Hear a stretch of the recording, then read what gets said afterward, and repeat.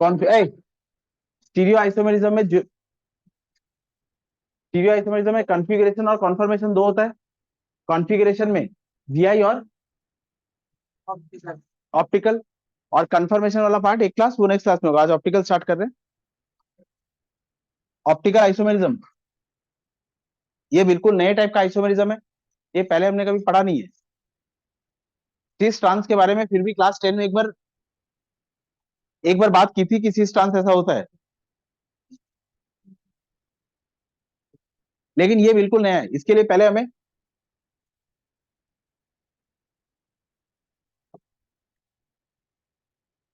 Optical isomerism पढ़ने के लिए पहले हमें ये समझना होगा ऑप्टिकल एक्टिविटी क्या होती है। लाइट ए लाइट एक इलेक्ट्रोमैग्नेटिक फेनोमेनन है। लाइट के बारे में हमने बात की थी एटॉमिक स्ट्रक्चर में। अगर मेरे मेरे से आयुष तक लाइट जा रही है, अगर ये लाइट के डायरेक्शन ऑफ प्रोपागेशन को मान लूं मैं, ये अगर लाइट का डायरेक्शन ऑफ प्रोपागेशन है, तो इस डायरेक्शन के परपेंडिकुलर इलेक्ट्रिक फील्ड और मैग्नेटिक फील्ड होंगे। लाइट का जो डायरेक्शन ऑफ प्रोपागेशन होता है उसके परपेंडिकुलर इलेक्ट्रिक फील्ड और मैग्नेटिक फील्ड वाइब्रेटरी प्लेन्स बनाते हैं। तो अगर ये डायरेक्शन ऑफ प्रोपागेशन है और इसके परपेंडिकुलर इलेक्ट्रिक फील्ड और मैग्नेटिक फील्ड अगर वाइब्रेट कर रहा है, तो ऐसे कितने प्लेन्स होंगे? इनफाइनाइट इनफाइनाइट प्लेन्स होंगे ना। तो मैं ये मान लेता हूं ये लाइट का डायरेक्शन ऑफ प्रोपागेशन है, ये वाला लाइट इस डायरेक्शन में प्रोपागेट कर रही है इस तरह से। इनफाइनाइट प्लेन्स हैं जो इसके परपेंडिकुलर डायरेक्शन में प्रोपागेट कर रहे हैं। This is called an ordinary light. ये एक ऑर्डिनरी लाइट है। अब हम क्या करते हैं, calcite calcium carbonate calcium carbonate का नेचर, इसको कैल्साइट निकोल प्रिज्म, इसका नेचर ऐसा होता है, इसको हम ऐसे डिजाइन करते हैं कि ये इनफाइनाइट प्लेन में से किसी एक प्लेन के लाइट को जाने के लिए अलाउ करती है, अब बाकी सारे प्लेन को रोक देती है। मतलब आप ऐसा मान लीजिए पेंसिल का बहुत सारा गुच्छा,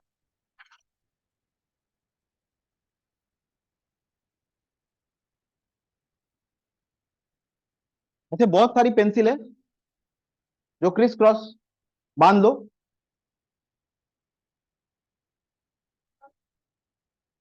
ये बहुत सारी पेंसिल ऐसे बांध दो और इसको एक प्रिज्म में से पास कराओ। हाँ, वो निकोल प्रिज्म जो मैं बात कर रहा हूँ कैल्साइट, वो एक ऐसा है कि वो सिर्फ इस वाली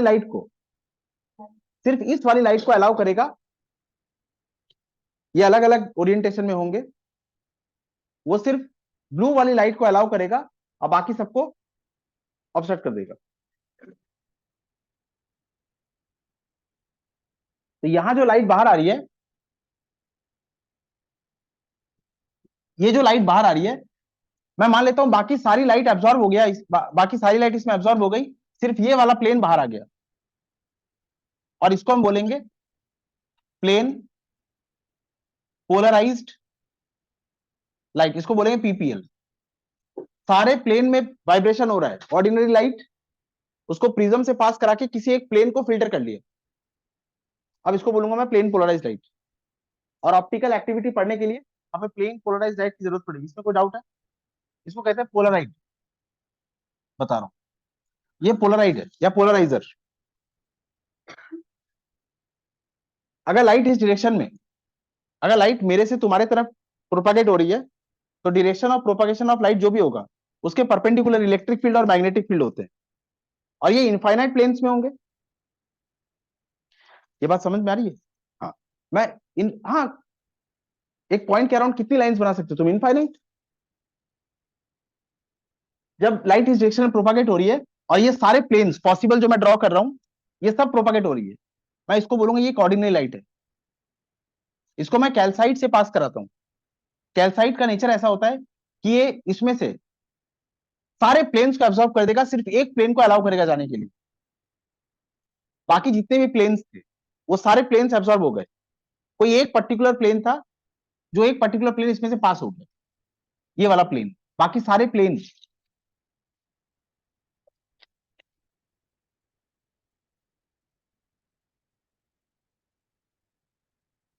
ये अलग अलग डायरेक्शन में प्रोपागेशन था, ये सारे प्लेन है ना। अब इसमें से ये दो मान लो, ये तीन ही ले रहा हूं। अब ये कैल्साइट में से पास हो रहा है, ये वाला। और कैल्साइट में मैंने एक ऐसा होल रखा है जो सिर्फ इस प्लेन को जाने के लिए अलाउ करेगा, बाकी सब रुक जाएगा ना।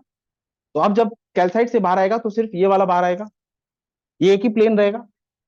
इसको मैं क्या बोलूंगा, एक प्लेन पोलराइज्ड लाइट है ये समझ गया। अच्छा, अब पूरे फेनोमेनन में जब जहां जहां मैं प्लेन पोलराइज्ड लाइट बोलूंगा, अब समझ आना किसी एक प्लेन में चलने वाली लाइट है।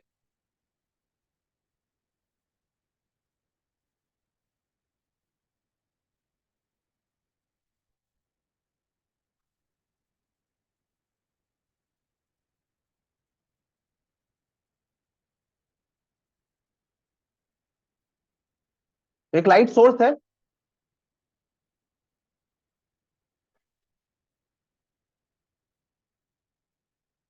और इसमें सारे पॉसिबल वाइब्रेशंस दिखा रहा हूं मैं।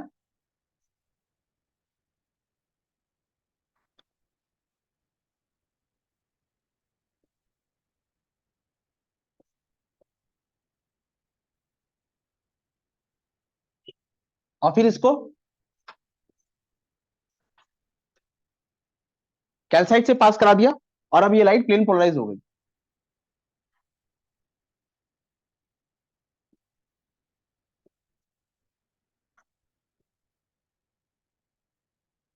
हाँ, ये पीपीएल है, और ये ऑर्डिनरी लाइट थी। अब क्या करते हैं, नेचर में कुछ ऐसे सब्सटेंस है, हम ऑप्टिकल आइसोमेरिज्म पढ़ रहे हैं। नेचर में कुछ ऐसे सब्सटेंस है जिनका सॉल्यूशन बनाते हैं, और वो सॉल्यूशन बना के इस प्लेन पोलराइज लाइट के पाथ में रख देते हैं। Solution of the compound under investigation.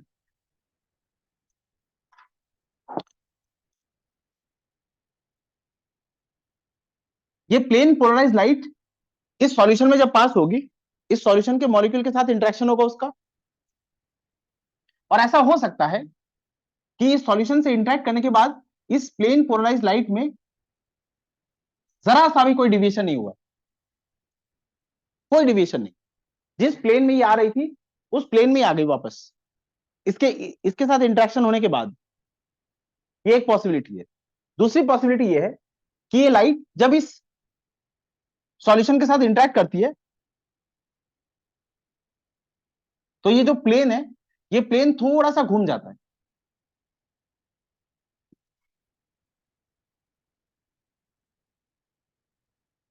ये पहले ऐसे जाना था, अब ये प्लेन घूम गया। हाँ हाँ बोलो। अंदर ये प्लेन ऐसे था, अब ये प्लेन घूम गया। ये प्लेन मान लो ऐसे है, अब ये प्लेन थोड़ा ऐसा हो गया। ठीक है। हाँ, टिल्ट हो गया, मतलब एंगल में घूम गया। या ये ऐसे था, ये ऐसे हो गया अपने, मतलब यहाँ एक थीटा एंगल आ गया, साफ सी बात। दो बात हो सकती है, प्लेन पोलराइज लाइट को एक सॉल्यूशन से पास करा रहा हूं।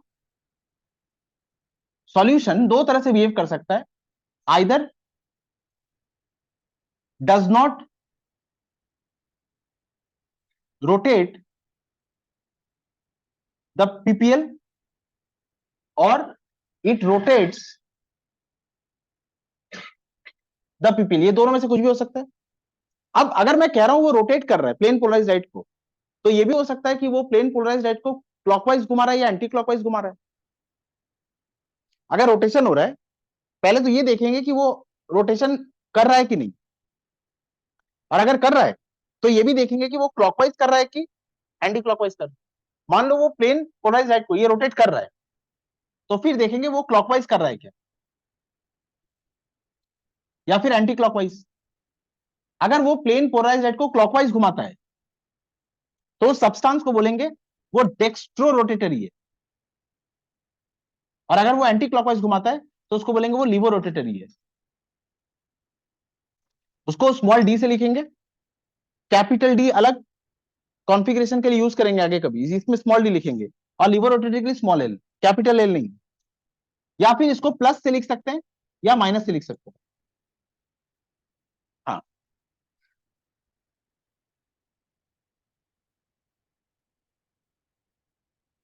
लेकिन ये बताइए, ऑर्डिनरी लाइट में या प्लेन पोलराइज लाइट, लाइट दिखती है क्या?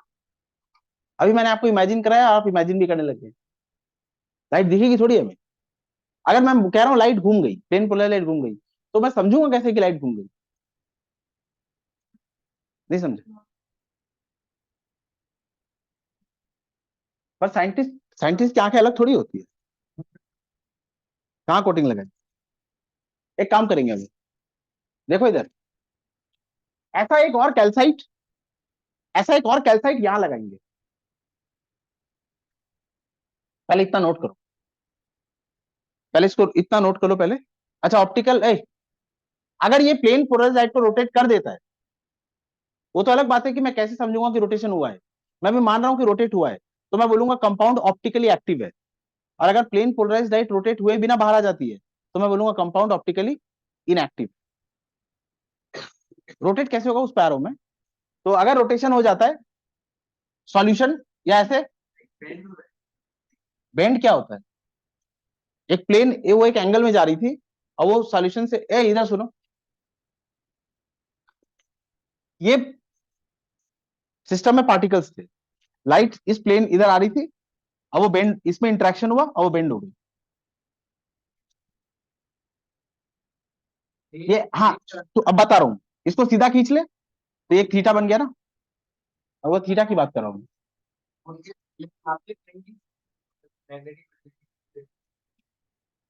वो पूरा प्लेन ही घूम गया।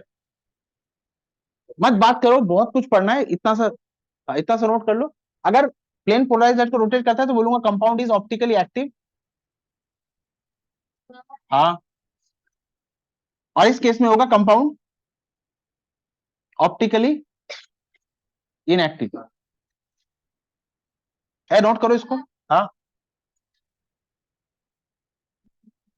क्या क्या कंपाउंड, कंपाउंड ऑप्टिकली एक्टिव क्यों है, ऑप्टिकली इनएक्टिव क्यों है, ये तो आज, ये क्लास के लास्ट में या कल होगा। उसके पहले बहुत कुछ पढ़ना है हमें।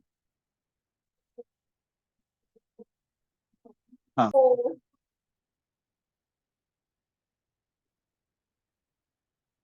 अब पता कैसे चलेगा कि लाइट घूम रही है? इधर देखिए, तो अब एक काम कीजिए, सॉल्यूशन को हटा लीजिए, और यहां पर, सुन तो, एक कैल्साइट का प्रिज्म यहां भी रखेंगे। फिर सुन तो यार, यहां मोटर लगाए, इसको कहते हैं पोलराइजर, और इसको कहते हैं एनालाइजर। ये सेम है, कैल्साइट, निकोल प्रिज्म, और इसको, अच्छा यहां ऑब्जर्वर रहेगा। लाइट का सोर्स यहां पर है, ये ऑर्डिनरी लाइट थी, इससे पास होकर ये प्लेन पोलराइज लाइट हो गई। और ऑब्जर्वर क्या करेगा, इस एनालाइजर को, यहां मोटर लगे होते हैं, इस प्रिज्म को हम घुमा सकते हैं इसको, और इसको घुमा के ठीक इस तरह से अरेंज करेंगे कि ये प्लेन पोलराइज लाइट ना केवल इसमें से पास होती हो, बस इसमें से ही पास होती है। नहीं आया? ये मोटर लगा यहां पर, इस प्रिज्म को हम घुमा सकते हैं, दाएं घुमा सकते हैं, बाएं घुमा सकते हैं। एग्जैक्टली यही तो कहना है मुझे, कि इस प्रिज्म को और इस प्रिज्म को इस तरह से अलाइन करेंगे कि ये जो प्लेन पोलराइज लाइट यहां से निकली है, वो इसमें से भी पास। मोटर नहीं रहेगा तो तुम घुमाओगे कैसे उसको? यहाँ एक अरेंजमेंट रहेगा नीचे, यहाँ एक नॉब रहता है, उस नॉब को घुमाकर बेसिकली तुम इस एनालाइजर प्रिज्म को घुमा रही होती, इसका एंगल चेंज कर रही होती। ये सब कुछ ये सब कुछ एक मेटालिक केस में होता है। शांत रहो। ये सब कुछ एक मेटेलिक केस में होता है, अंदर लाइट सोर्स होता है, वो भी हमें दिखती है, हमें बस ऑब्जर्वर के पॉइंट ऑफ व्यू से यहाँ एक आई पीस होता है, उस आई पीस में हम आंख रख के देखते हैं क्या हो रहा है। हाँ, मुझे एक बार बोलने तो सुन तो लो। Exactly exactly. अरे यार रुको तो एक मिनट, अननेसेसरी की सवाल है, सुनो देखो जवाब मिल जाएगा। इसको मैंने ऐसे लाइन किया है कि एग्जैक्टली exactly ये वाली प्लेन पोलराइज लाइट भी इसमें से पास होकर मुझे यहां दिख रही है, ये लाइट यहां से पास होके आई।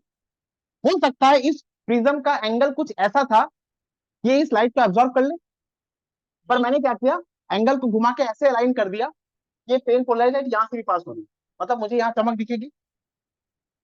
यहाँ एक प्रिज्म है, इसमें से लाइट पास हो गई, ये वाली प्लेन पोलराइज लाइट है, और यहाँ जो एनालाइजर प्रिज्म है मानो वो ऐसा है, वो इसको ऑब्जर्व कर लेगा, जाने नहीं देगा। एक प्रिज्म यहाँ पर था, ये प्रिज्म यहाँ पर है, मानो ये प्रिज्म ऐसे है, तो जो प्लेन पोलराइज लाइट यहाँ से पास हो गई वो यहाँ एब्जॉर्ब हो जाएगी। तो मैं नॉब से घुमाकर, मोटर को घुमा के चेंज करके उस प्रिज्म को ऐसे अलाइन करूंगा कि जो प्लेन पोलराइज लाइट यहाँ से पास हो रही है वो यहाँ से ही पास हो जाए और मुझे यहाँ दिख जाए। तो ये हो गया पोलराइजर और ये हो गया एनालाइजर। अच्छा, अब तुम देखो, अब मैं यहां पर एक सॉल्यूशन रखता हूं, और ये सॉल्यूशन पीपीएल यहां से पास होकर जब एनालाइजर से पास भी हो गया, मानो ये लाइट सॉल्यूशन से पास हुई और एनालाइजर से पास होके यहां ऑब्जर्वर को चमक दिख रही है, मतलब ये कंपाउंड क्या ऑप्टिकली इनएक्टिव। सुन, ये कंपाउंड से इंटरेक्ट करने के बाद लाइट, पहले सॉल्यूशन नहीं था तो लाइट दिख रही थी, सॉल्यूशन रखने के बाद भी लाइट दिख रही है, मतलब लाइट का पीपीएल चेंज नहीं हुआ है, रोटेट ही नहीं किया है, और जो रोटेट नहीं करेगा वो क्या हो जाएगा ऑप्टिकली। सॉल्यूशन नहीं था तब इसको अलाइन कर लिया, दिख रही है, अब सॉल्यूशन को रख, और अब भी दिख रही है, मतलब ये पीपीएल जो इसमें से पास हुआ वो इसमें से अभी भी पास हो रहा है, मतलब इस सॉल्यूशन ने उस पीपीएल को चेंज नहीं किया। बेमतलब की बात है, इंटेंसिटी खराब होती है, ये बात समझे। तो सॉल्यूशन को क्या बोलूंगा, सॉल्यूशन क्या ऑप्टिकली इनएक्टिव। हाँ, ये लाइट को इंटरेक्ट नहीं कर रहा है ना, अभी लिखा था ना, if it does not rotate the plane polarise light it is known as optically inactive. अब मानो सॉल्यूशन ऑप्टिकली एक्टिव है, तो वो पीपीएल को चेंज कर देगा। हाँ एग्जैक्टली exactly. अब ये अगर ऑप्टिकली एक्टिव है, हाँ,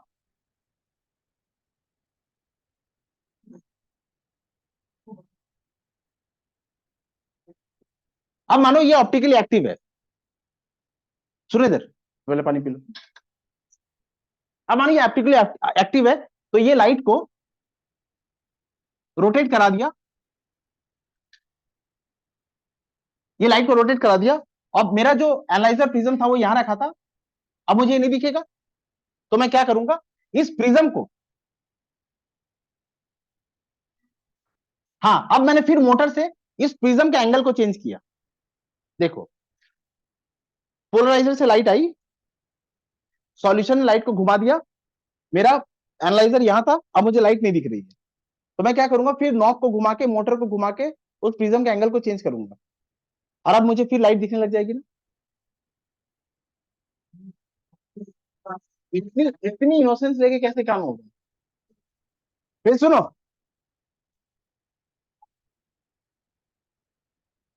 हमें ये समझना है, हमें तो वो समझना नहीं था। फिर से सुनो, सॉल्यूशन से लाइट पास हुई और पीपीएल घूम गया, बिना सॉल्यूशन के लाइट पास हो रही थी ऐसे। अच्छा, आप सॉल्यूशन से आने के बाद लाइट घूम गई, तो ये पास नहीं होगा ना, मतलब मुझे नहीं दिख रहा है, अब नहीं दिख रहा है, तो ऐसे मैं पूछ जाऊंगा कंपाउंड क्या ऑप्टिकली एक्टिव, ये पीपीएल को घुमा चुका है, पहले लाइट सीधी आ रही थी तो मैंने एनालाइजर को ऐसे ही रखा, अब ये लाइट सॉल्यूशन लाइट को घुमा दिया है, पर एनालाइजर को, इसको तो मैंने नहीं घुमाया ना, एनालाइजर तो वैसे ही रखा है, तो अब ये लाइट इसमें से पास नहीं हो रही है, मतलब लाइट घूम चुकी है। अब लाइट कितनी घूमी है उसको चेक करना है मुझे, तो मैं क्या करूंगा, अब इस एनालाइजर को इस मोटर को नॉब को घुमाऊंगा ताकि एनालाइजर भी घूमे, और वो कितना एंगल घुमा रहा हूं मैं वो नोट कर सकता हूँ, और फिर देखूंगा कि अब कब लाइट दिखी। और एग्जैक्टली मैं कितने डिग्री नॉब को घुमा के एनालाइजर प्रिज्म को चेंज कर रहा हूँ, ये तो मेरे बस का है ना। सपोज मैंने 30 डिग्री घुमाया और लाइट मुझे फिर से दिख रही है, तो मैं कंफर्म हो गया ना कि कंपाउंड 30 डिग्री लाइट को घुमाया है। अच्छा, अब ये भी पता चलेगा मुझे कि मैं क्लॉकवाइज घुमा रहा हूँ कि एंटी क्लॉकवाइज घुमा रहा हूँ। नहीं समझे अभी भी? हाँ, कैसे भी घुमाओ तुम, सपोज तुम 30 डिग्री घुमा के क्लॉकवाइज घुमा के देख रहे हो, लाइट दिख रही, आप तुम बोलो क्या नहीं समझ। इस सॉल्यूशन ने इस सॉल्यूशन ने लाइट को घुमाया, ये लाइट घूम गई। मैंने नहीं, सॉल्यूशन ने घुमाया लाइट को। अब ये एनालाइजर प्रिज्म पहले इस लाइट को जाने देता है, इस लाइट को जाने देगा क्या? एनालाइजर प्रिज्म इस लाइट को जाने देता था, इसको जाने नहीं देगा। ये लाइट घूम गई, मुझे यहां चमक नहीं दिखी। अब ये लाइट को कितना डिग्री घुमाया, तो मैं क्या करूंगा, एनालाइजर प्रिज्म को उतना डिग्री घुमाऊंगा।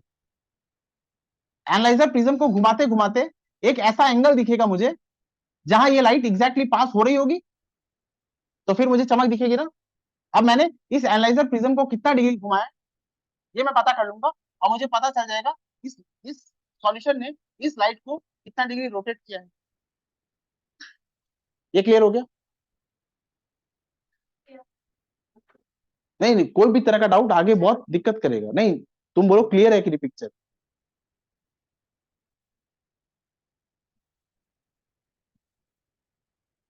हाँ,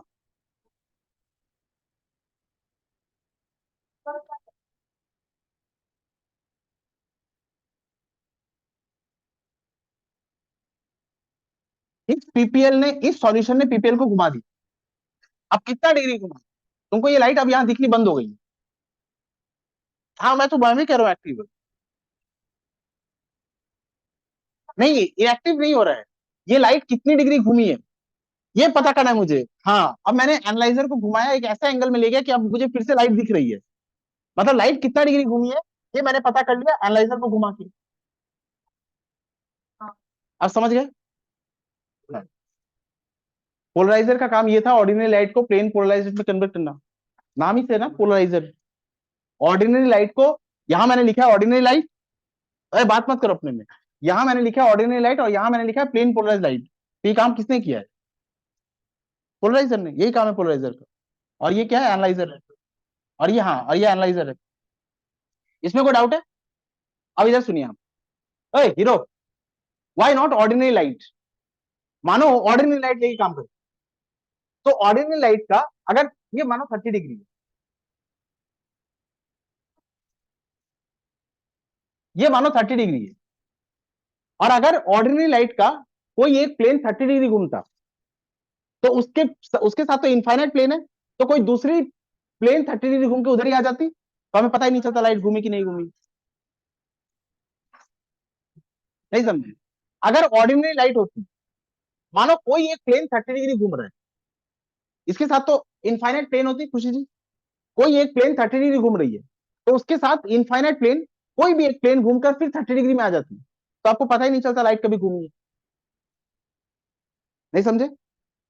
इनफाइनाइट प्लेन है, ये अगर 30 डिग्री घूम रहा है, ये वाला हाथ, तो इसके साथ कोई एक प्लेन होगा जो 30 डिग्री घूम के फिर वहीं आ जाएगा, तुमको दिखेगा क्या लाइट घूमी है?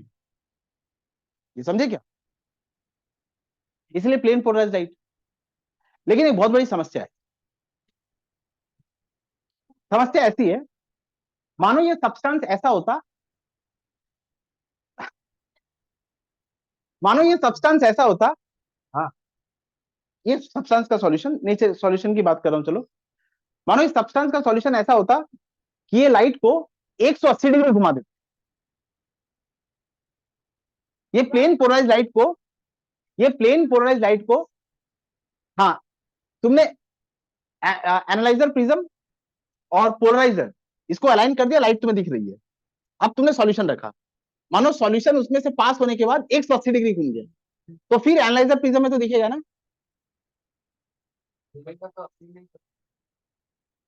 मानो ये लाइट इधर आई और अब की बार ये एंगल में ये घूमी 30 डिग्री, फिर सुन तो इधर, ये लाइट इधर आ रही है, अच्छा ये अभी घूम गई तो इस प्रिज्म से पास नहीं होगी। अब मानो ये लाइट आई और ये घूम कर 180 डिग्री घूम गई, तो फिर इसमें से पास हो जाएगी ना। अब अब ये लाइट को घुमाया है, नहीं समझ, ये लाइट ऐसी है, ये अभी घूम गई तो इस प्रिज्म में जाके अटक गई। बात मत करो अपने में, सुनो। ये लाइट जा रही थी, ये घूम गई, प्रिज्म में अटक गई, तुमने प्रिज्म को चेंज किया और तुम्हें पता चल गया ये कितना डिग्री घूमी है। अब मैं कह रहा हूं ये लाइट चल रही थी और ये सॉल्यूशन से पास होने के बाद एग्जैक्टली 180 डिग्री रोटेट हो गई, तो फिर ये, हाँ दिखने लगेगी। मुझे क्या लगेगा, कंपाउंड ऑप्टिकली इनएक्टिव है, पर कंपाउंड ऑप्टिकली एक्टिव है। अब ये सब क्वेश्चन राइज हो रहे हैं ना। हाँ, एक एक कोई भी कंपाउंड का सॉल्यूशन, अभी जिस सॉल्यूशन की बात करें उसको सोचो, एक ऐसा सॉल्यूशन है जो लाइट को 180 डिग्री घुमा दिया, तो मुझे क्या लगेगा, कंपाउंड ऑप्टिकली इनएक्टिव है, पर कंपाउंड क्या ऑप्टिकली एक्टिव, तो गलत इंटरप्रिटेशन हो जाएगा ना। ये एक क्वेश्चन। अच्छा अब एक स्टूडेंट, सेकंड क्वेश्चन, अब एक स्टूडेंट ये कर रहा है, हाँ ये उससे भी ज्यादा इंपॉर्टेंट है। अब एक स्टूडेंट एक्सपेरिमेंट कर रहा है और लाइट 30 डिग्री क्लॉकवाइज घूमी, वो मुझे आगे बोला सर लाइट 30 डिग्री क्लॉकवाइज घूमी है। मैं बोला, मैं उससे पूछता हूँ कैसे, वो कहता है सर एनालाइजर प्रिज्म को मैं नॉब को घुमाया 30 डिग्री क्लॉकवाइज और मुझे लाइट फिर से दिखने लग गई। पर मैं उसको कहता हूं ऐसा भी तो हो सकता था कि लाइट लेफ्ट में एंटी क्लॉकवाइज में 150 डिग्री घूमी है। अगर नहीं समझे,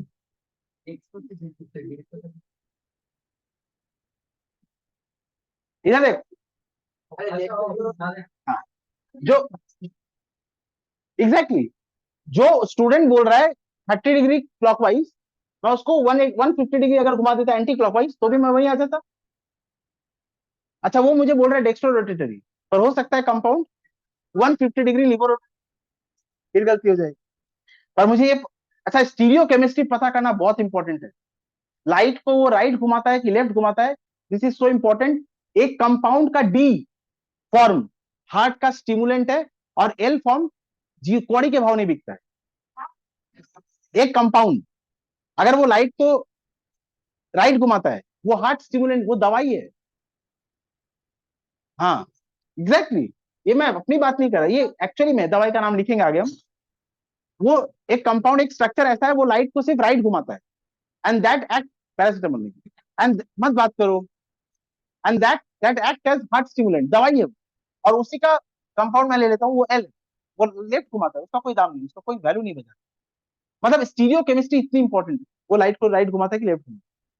तो मुझे ये जानना बहुत जरूरी है कि वो 30 डिग्री राइट था कि 150 डिग्री लेफ्ट था। हाँ,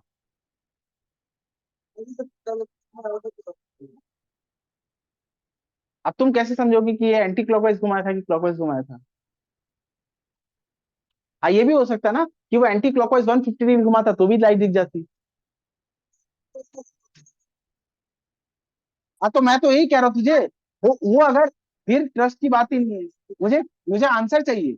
अब एक स्टूडेंट, अब तुम आके बोलो क्लॉकवाइज 30 डिग्री, ये आके बोल रहा है एंटी क्लॉकवाइज 150 डिग्री, अब मैं किसकी बात मानूं, ट्रस्ट।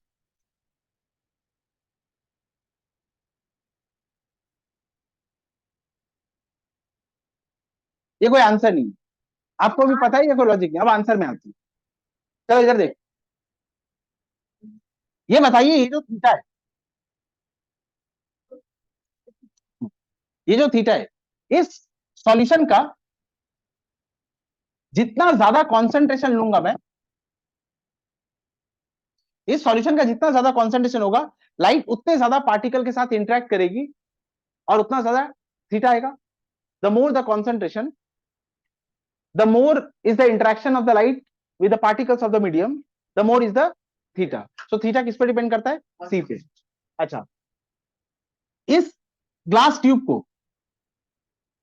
इससे ज्यादा क्यूट ग्लास ट्यूब आप पूरे केमिस्ट्री लैब में जिंदगी में नहीं देखेंगे, इतनी प्यारी होती है।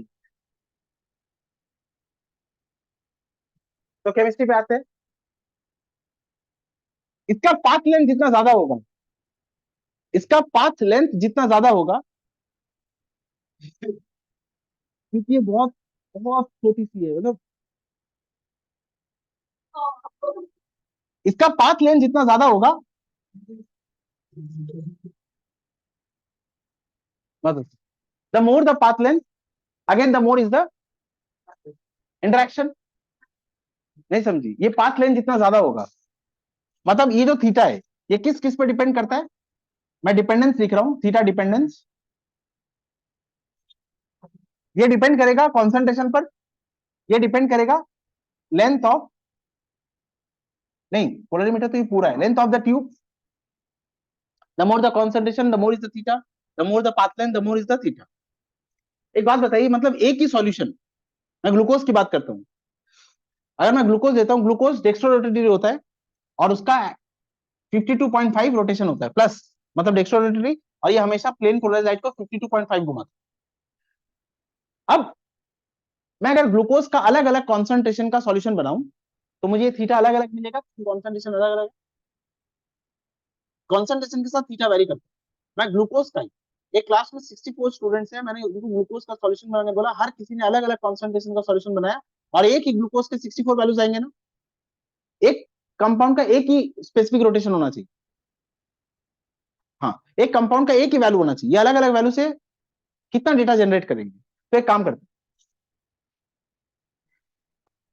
सी कॉन्सेंट्रेशन के लिए जब एल लेंथ है, जब कॉन्सेंट्रेशन सी है, एल लेंथ है, तब कितना आया? थीटा। अब मैं क्या करता हूं, इस कॉन्सेंट्रेशन को मोल्स पर लीटर में नहीं लेते, इसको ग्राम पर एमएल में लेते। ये जो कॉन्सेंट्रेशन मैंने लिखा है ये ग्राम पर एमएल वाली वैल्यूज होगी। अब मैं क्या करता हूं, सी ग्राम पर एमएल नहीं, इसको मैं कह देता हूं 1 ग्राम पर एमएल, और ये वाला जो लेंथ है इस लेंथ को डेसीमीटर में लेते हैं, मैं इसको क्या करता हूं 1 डेसीमीटर। अच्छा ये क्या हो जाएगा? Theta by C into L ना। मतलब अब मैं बोलू ग्लूकोज का, हाँ बोलो, क्या बोल रहे हो? अरे यार यूनिटरी मेथड, सी ग्राम पर ML, L length and theta क्या आया, लिख लिया। और अगर ये 1 होगा तो सी नीचे आ जाएगा, ये 1 होगा तो एल नीचे आ जाएगा। अच्छा अब मैं सारे स्टूडेंट को बोलता हूँ ग्लूकोज का रोटेशन वैल्यू कितना है वो निकाल के लाओ। तो अब सारे स्टूडेंट को सॉल्यूशन कैसा लेना होगा? 1 ग्राम पर एमएल, और लेंथ क्या होगा? 1 डेसीमीटर, और आप सबका वैल्यू सेम आएगा ना। मैंने अब बोला ग्लूकोज सॉल्यूशन का तुम मुझे वैल्यू निकाल के बोलो। तुम कॉन्सेंट्रेशन लेने को कुछ भी ले सकती थी, पर मैंने रेस्ट्रिक्ट कर दिया कि तुम्हें क्या लेना है, 1 ग्राम पर एमएल। तुम एल लेने को कुछ भी ले सकती थी, पर अब तुम कितना लोगी? 1 डेसीमीटर। तो सारे स्टूडेंट के लिए जो ग्लूकोज का रोटेशन का वैल्यू आएगा वो फिक्स्ड वैल्यू आएगा ना। अच्छा इसको क्या बोलेंगे? अल्फा। थीटा को कहते हैं रोटेशन, और अल्फा को बोलेंगे स्पेसिफिक रोटेशन। स्पेसिफिक रोटेशन क्यों? क्योंकि अब मैंने लेंथ और स्ट्रेंथ फिक्स कर दिया, स्पेसिफिक कर दिया है। So theta is only rotation. दोनों हो गया। ए, ए, एक सब्सटेंस का, एक सब्सटेंस का थीटा वैल्यू अलग अलग हो सकता है, लेकिन अल्फा वैल्यू फिक्स्ड होगा। अल्फा क्या है? Specific rotation. तो किसी भी सब्सटेंस के रोटेशन की बात नहीं करेंगे, स्पेसिफिक रोटेशन की। अब लाइट का कौन सा वेवलेंथ यूज हो रहा है, इस पे भी इस पे अल्फा का वैल्यू चेंज हो जाएगा। तो अल्फा को भी फिक्स कर देंगे 589 नैनोमीटर। तो यहां मैं लिख रहा हूं कौन से लैम्डा के लिए वेवलेंथ। फिर से बता, तुम ग्लूकोज का 1 ग्राम पर एमएल का सॉल्यूशन बना लो, और पाथ लेंथ को ले लो 1 डेसीमीटर, और ये लाइट कौन सी है, इस लाइट का वेवलेंथ कितना है। अलग अलग वेवलेंथ की लाइट अलग अलग मैनर में इंटरेक्ट करेगी, और फिर अल्फा का वैल्यू अलग अलग आएगा। तो अब सारे स्टूडेंट को, किसी ने ब्लू लाइट ले लिया, किसी ने ऑरेंज ले लिया, किसी ने पर्पल ले लिया, किसी ने इंडिगो, किसी ने सायन, किसी ने मैजेंटा, सारे अलग अलग वेवलेंथ होंगे, तो अल्फा का वैल्यू अलग अलग आएगा। तो फिक्स कर देते, lambda will be also fixed, wavelength fix रहेगा।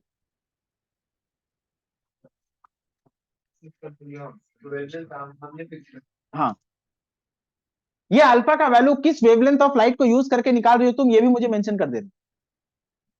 अच्छा, और अगर वेवलेंथ फिक्स है, 1 ग्राम पर एमएल है, लेंथ भी फिक्स है, टेम्परेचर के बदलने से भी अल्फा बदल जाएगा। हाँ, तो जब अल्फा का वैल्यू लिखेंगे तो ये लिखेंगे कि कौन सा वेवलेंथ यूज किया था, और ये भी लिखेंगे कि कौन सा टेम्परेचर था। ठीक है। अच्छा अब क्या हो गया वो देखो, ये ठीक नहीं है। थीटा किस किस पर डिपेंड करता है? कॉन्सेंट्रेशन पर, लेंथ पर, वेवलेंथ पर, टेम्परेचर पर, नेचर पर। फिर से बोल रहा हूं, थीटा किस किस पर डिपेंड करता है? कॉन्सेंट्रेशन पर, लेंथ पर, वेवलेंथ पर, टेम्परेचर पर और सब्सटेंस के नेचर पर। थीटा किस किस पर डिपेंड करेगा? Temperature, wavelength, length, concentration and nature of substance.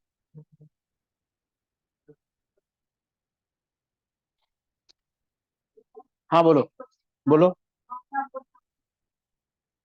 अभी मैं थीटा की बात कर रहा हूँ, थीटा इस चीज पे डिपेंड करेगा कि नहीं ये बोलो, पहले तो मेरे क्वेश्चन पे।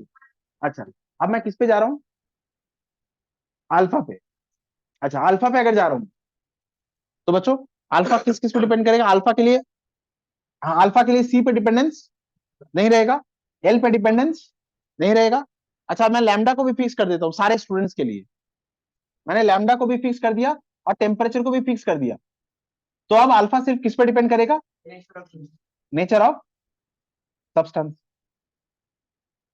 अब मैं पूरे क्लास को एक पर्टिकुलर वेवलेंथ ऑफ लाइट दे रहा हूँ, सॉल्यूशन का एक पर्टिकुलर टेम्परेचर दे रहा हूँ, और अगर तुम ग्लूकोज का वैल्यू निकालोगे तो हर बार ग्लूकोज का वैल्यू कितना आएगा?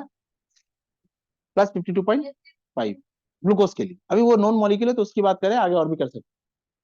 इसमें कोई डाउट है? क्लियर हो गया ना? अच्छा ये इसमें से एक दो मार्क्स के क्वेश्चन स्कूल के एग्जाम में आते हैं। इसका न्यूमेरिकल आएगा, find the specific rotation value. हाँ दे रहा हूँ, मैं एक क्वेश्चन लिखा रहा हूँ, पहले इतना लिख लो।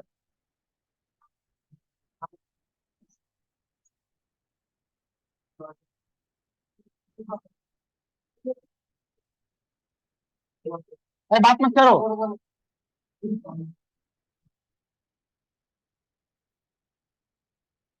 अरे किसी एक पर्टिकुलर, अरे यार, किसी एक पर्टिकुलर सी, किसी एक पर्टिकुलर एल के लिए रोटेशन था थीटा। नहीं वो नहीं, अब तो ये लिखोगे तुम। थीटा रोट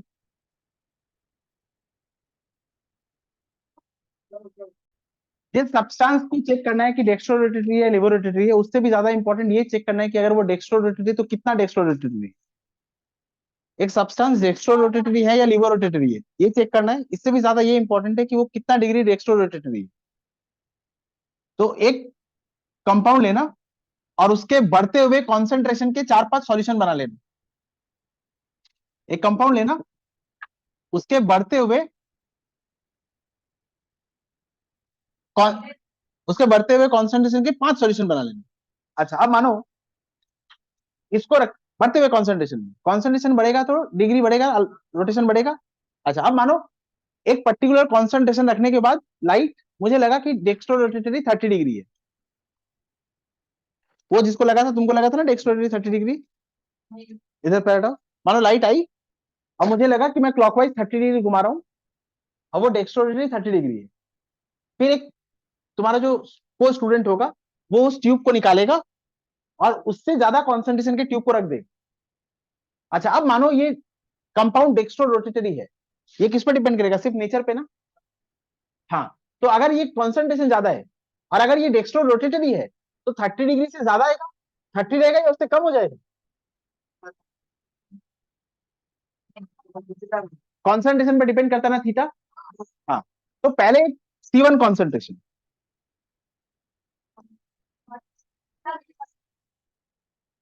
एक मिनट सुन, रुको, कंफ्यूज हो जाओगे। C1, C2, C3, C4, C5, C1, C2, C3, C4, C5। Himesh, उसका अल्फा सेम रहेगा बाबू, थीटा तो अलग अलग होगा। हाँ, तो अभी मैं थीटा मेजर कर रहा हूँ, तुम C1 रखो और मैं बोल रहा हूँ कि 30 डिग्री क्लॉकवाइज घुमाया हूं। अरे उसने वैल्यू ली कि 30 डिग्री क्लॉकवाइज, और फिर वो क्या करती है, C1 को निकाल के C2 डालती है। और अगर C2 कॉन्सेंट्रेशन ज्यादा है तो ये थीटा क्लॉकवाइज में 30 डिग्री से ज्यादा होगा। पर मैं क्या देख रहा हूँ, वो 30 डिग्री से 25 डिग्री हो, मतलब वो लिबोरेटरी है। नहीं समझे? फिर से सुन।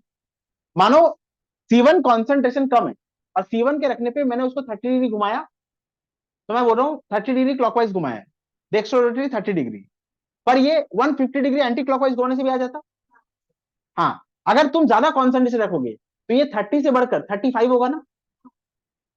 अगर ये डेक्स्ट्रोरेटरी है तो 30 आया पहले, और फिर 30 से बढ़कर कुछ नहीं तो 31 होगा, 32 होगा। पर मैं क्या देख रहा हूं, ये, हाँ ये 20, ये 30 था, मैंने ज्यादा कॉन्सेंट्रेशन रखा और ये अब नहीं दिख रहा है मुझे, तो फिर मैं घुमाना शुरू करूंगा।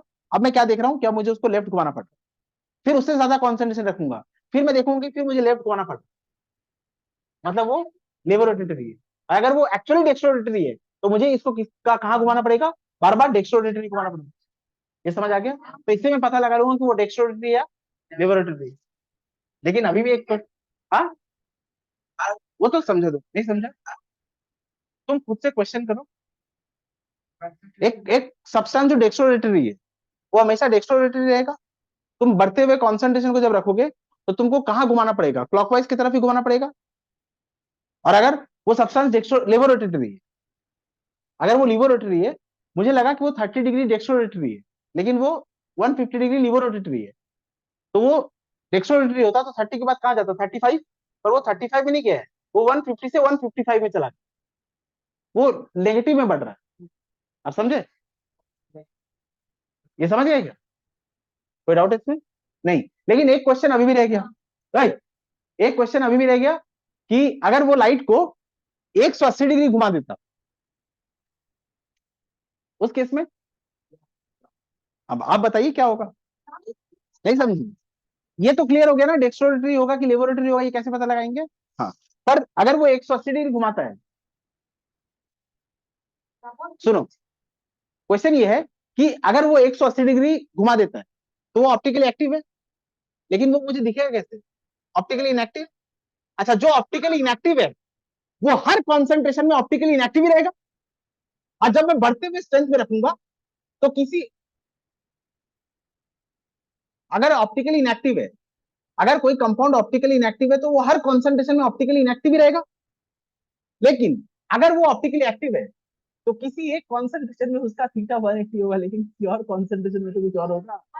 तो मैं, तुम यही बोली, लाजवाब, लाजवाब, लाजवाब। तो बढ़ते हुए, हाँ, तो बढ़ते हुए कॉन्सेंट्रेशन से हम ये पता लगा सकते हैं कि वो डेक्स्ट्रोरेटरी है, लिबोरेटरी है, और ये भी पता लगा सकते हैं वो ऑप्टिकली एक्टिव है या इनएक्टिव था। अब इस पूरे सब्सटेंस को एक मेटल केस में लेते हैं, पूरा ब्रास का होता है, एकदम एरिस्टोक्रेट दिखने में होता है, हर किसी को अलाउ भी नहीं करते उस रूम में जाने के लिए। बहुत प्रोफेशनलिज्म आने के बाद आपको रूम में जाने दिया जाएगा और आप सब्सटेंस को लेकर वैल्यूज लेके आएंगे, और आप, हाँ, asymmetric,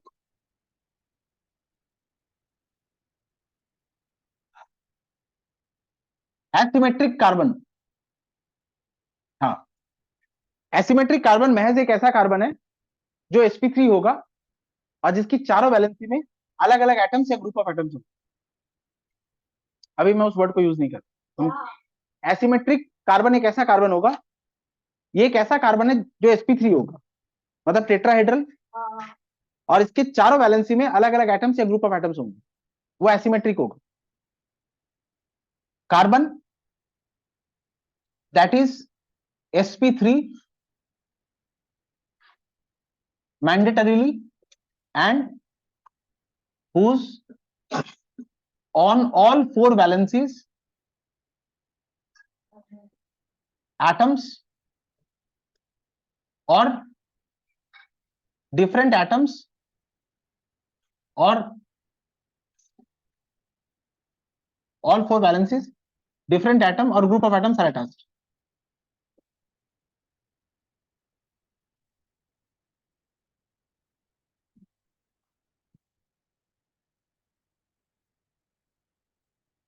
C A B C D, ये एक एसिमेट्रिक कार्बन होगा ना, और जो भी एसिमेट्रिक कार्बन होगा वहां एक एस्ट्रिक लगा दी। जो भी ये sp3 है, इसमें एक भी डबल बॉन्ड नहीं है। ब्यूटान 1 ऑल, ब्यूटान 2 ऑल।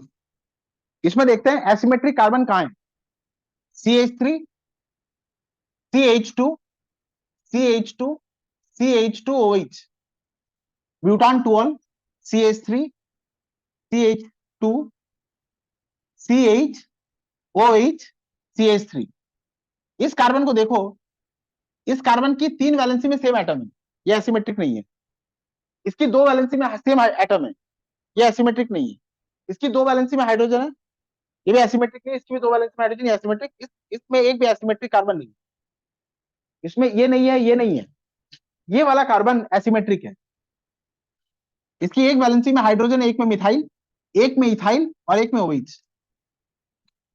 ब्यूटान 2 एसिमेट्रिक कार्बन रखता है, ब्यूटान 1 ऑल एसिमेट्रिक कार्बन नहीं रखता। इस कंपाउंड में एक ऐसा कार्बन है, इस कार्बन की चारों वैलेंसी में तुम देखो, इसमें एच है, एक में मिथाइल है, एक में इथाइल है। एसिमेट्रिक क्या होता है, carbon that is sp3 mandatorily and whose on all 4 valencies different atom और group of atoms are attached। हाँ, तो ये एटम अलग है, ये ग्रुप ऑफ एटम अलग है, ये ग्रुप ऑफ एटम अलग है, ये अलग है। तो जिस कार्बन की चारों वैलेंसी में, और 4 वैलेंसी बोल रहा हूं मतलब मैं sp3 की बात कर रहा हूं, तो ये एसिमेट्रिक होगा, यहाँ एक स्टार लगा देंगे। इसमें कोई एसिमेट्रिक कार्बन नहीं है, इसमें एसिमेट्रिक कार्बन प्रेजेंट है। ऑप्टिकल एक्टिविटी होगी, उसके लिए हमें एसिमेट्रिक कार्बन को पहले पढ़ना पड़ेगा। एसिमेट्रिक कार्बन क्या होता है, समझ आ गया? हाँ, इतना सा लिखो पहले, ये एसिमेट्रिक है। किसका रीजन? अरे वही तो पढ़ा रहा हूँ, उसके लिए पहले बहुत चीज पढ़ना पड़ेगा। लास्ट में ये समझ आएगा कि ऑप्टिकल एक्टिविटी होती क्यों। ये एसिमेट्रिकल है, ये सिमेट्रिकल है। जीआई नहीं है, जीआई से बाहर आ जाओ।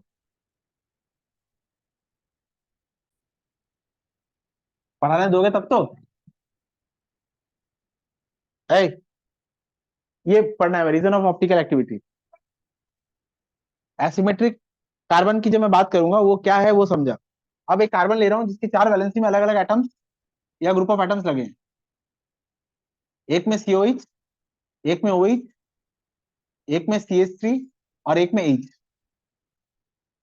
इसकी 4 वैलेंसी में अलग अलग ग्रुप ऑफ एटम्स है, या एसिमेट्रिक है, यहाँ स्टार दे दे।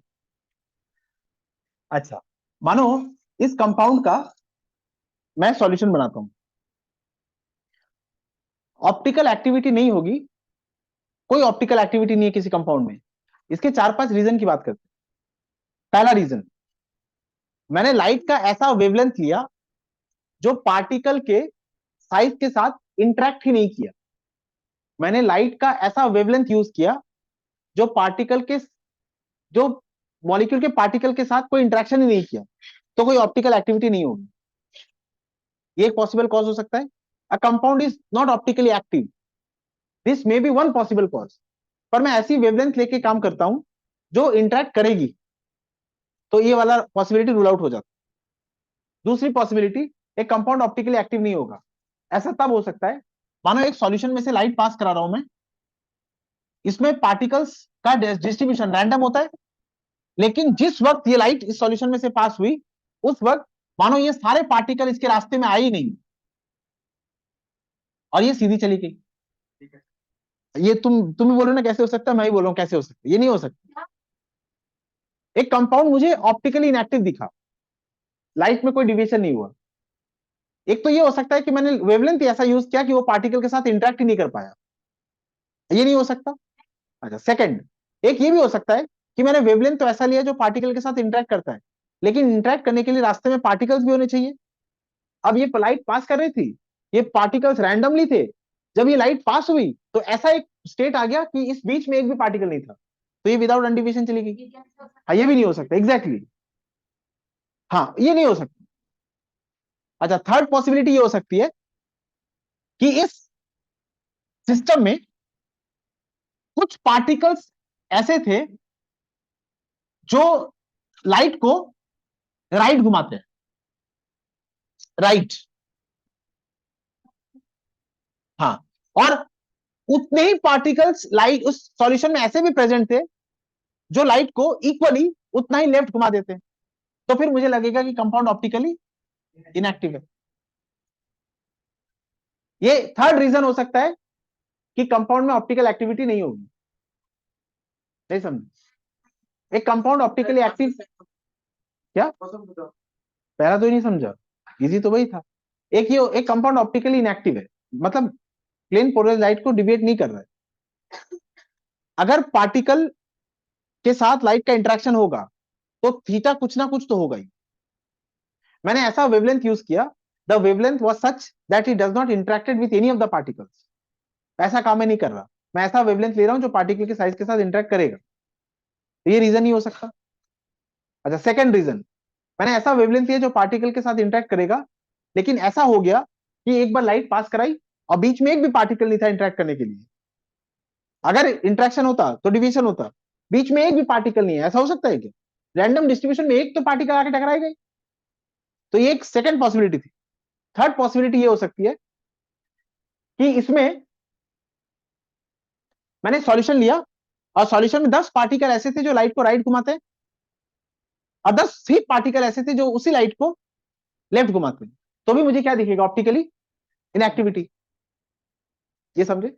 अच्छा, अब हमने बहुत स्टडी की, इसमें जो पायनर नाम आता है वो लुई पास्चर का नाम आता है।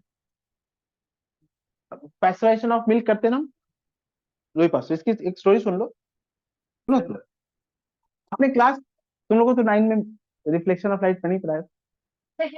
रिफ्लेक्शन ऑफ लाइट, रिफ्लेक्शन 9 में पढ़ा था इन्हें।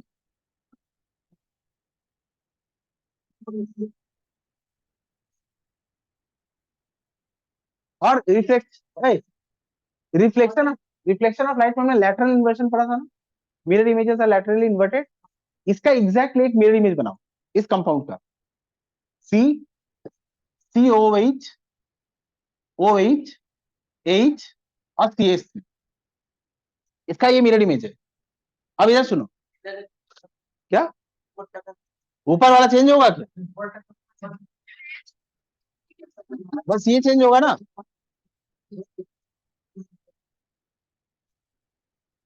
ये तो एग्जैक्टली मिरर इमेज ही बनाया ना।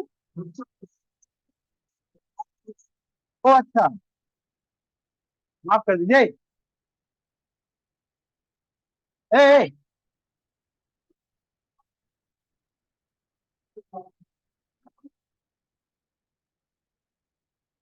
ठीक है, हाँ, उसका कोई सेंस नहीं बनेगा। रुको, अभी मन रखने की बात नहीं, पहले थ्योरी समझते हैं। इधर सुन, ये वाला कंपाउंड का बिहेवियर, स्टार है, ऑब्वियसली स्टार है। अगर ओ, बेकार बेकार की बात है, सुनो इधर, इस कंपाउंड का सॉल्यूशन ले लीजिए बाबू, इधर सुनो। ये कंपाउंड लाइट को +10 डिग्री क्लॉकवाइज बेंड करता है, ये कंपाउंड। अच्छा, ऑप्टिकल इनएक्टिविटी नहीं होगी, इसके 3 कारण बताए थे। पहला कारण वेवलेंथ, वेवलेंथ ही लायक नहीं है, वो नहीं है। दूसरा, वेवलेंथ ऐसा लिया है कि जो इंटरेक्ट ही नहीं कर रहा है, इस पॉसिबिलिटी को रूल आउट कर देंगे। अच्छा, दूसरी पॉसिबिलिटी क्या थी, पार्टिकल्स ही नहीं थे, ये भी नहीं होगा।